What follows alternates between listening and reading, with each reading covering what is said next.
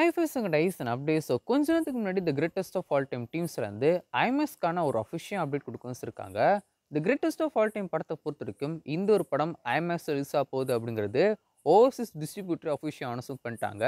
இப்போ டீம்ஸ்லேருந்து ஒரு official announcement கொடுக்க வச்சிருக்காங்க.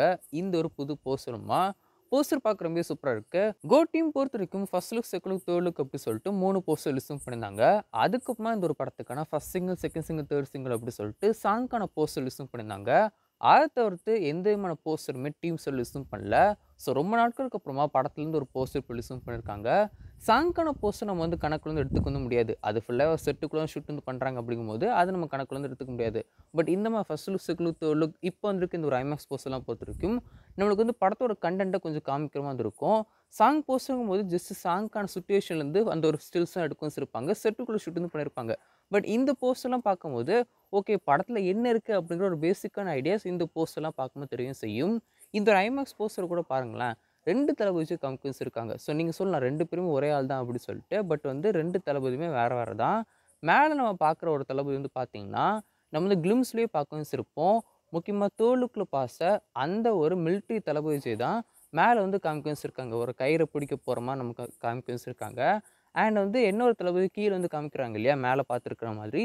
ஸோ அந்த ஒரு தளபதி பார்த்தீங்கன்னா சால்ட் அண்ட் பெப்பர் லுக் வந்து இப்போ வந்து நம்ம பர்த்டே ஷார்ட்ஸில் வந்து ஒரு வீடியோ வந்து பார்த்துருப்போம் இல்லையா, பைக்கில் வந்து நம்ம தளபதி வந்து ஓட்டிட்டு போகிற மாதிரி. ஸோ அந்த ஒரு லுக்கை தான் இந்த ஒரு போஸ்டரில் காமிக்க வச்சிருக்காங்க. அண்ட் இதே கிளிம்ஸில் ஒரு ஃபயர்லேருந்து ஒரு ரூம் ஃபுல்லாக நெருப்பு எரிஞ்சிட்டே இருக்கும். ஸோ அதில் வந்து நம்ம தளபதி வந்து ஓடி வர மாதிரி இருக்கும் இல்லையா. ஸோ அந்த ஒரு தளபதியுமே இந்த ஒரு போஸ்டரை காமிக்க வச்சிருக்காங்க. ஸோ வந்து அந்த அந்த பில்டிங் ஃபுல்லாக தீயால் நிரம்பி வந்ததுக்கப்புறம் விஜய் சார் வந்து ஓடி அந்த இதை பிடிச்சி அந்த கயிறை பிடிச்சி தப்பிக்கிற மாதிரி இருக்கும் அப்படின்னு சொல்லி நினைக்கிறேன். ஸோ ஜெட்டெல்லாம் காமிக்க வச்சிருக்காங்க. ஜெட் அப்படி இல்லைன்னா என்ன அப்படி சொல்லிட்டு தெரியல. ஸோ படம் பார்க்கும்போது தெரியும். ஸோ ஓவராலாக இந்த ஒரு போஸ்டரை பார்க்கும்போது படம் எப்படி இருக்கும் அப்படின்னு சொல்லிட்டு ஒரு மிகப்பெரிய எக்ஸைட்மெண்ட் கிரியேட் பண்ணியிருக்கு அப்படின்னு சொல்லலாம். இப்போதைக்கு எல்லாரும் வெயிட் பண்ணுறது இந்த ஒரு படத்துக்கான ட்ரெய்லருக்காண்டி தான்.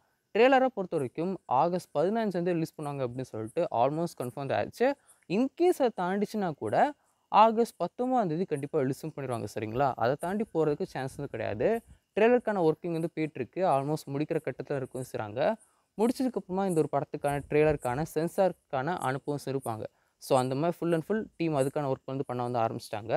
ஸோ ஆகஸ்ட் 15 அப்படி இல்லைனா ஆகஸ்ட் 19 ட்ரெய்லர் நம்மளாம் பார்க்க செஞ்சுருவோம். அண்ட் செப்டம்பர் 5 இந்த ஒரு படத்தை தியேட்டர் ரிலீஸும் பண்ண போகிறாங்க. இந்த ஒரு படத்தை ஐமேக்ஸ் வச்சு ரிலீஸும் பண்ண போகிறாங்க. ஸோ எத்தனை பேர் ஐமேக்ஸில் போய் இந்த ஒரு படத்தை எக்ஸ்பிளைன் பண்ண போகிறீங்க அப்படின்னு சொல்லி மறக்காம கீழே ஷேர் பண்ணுங்கள். என்னோட நான் சங்கரன் பாய்.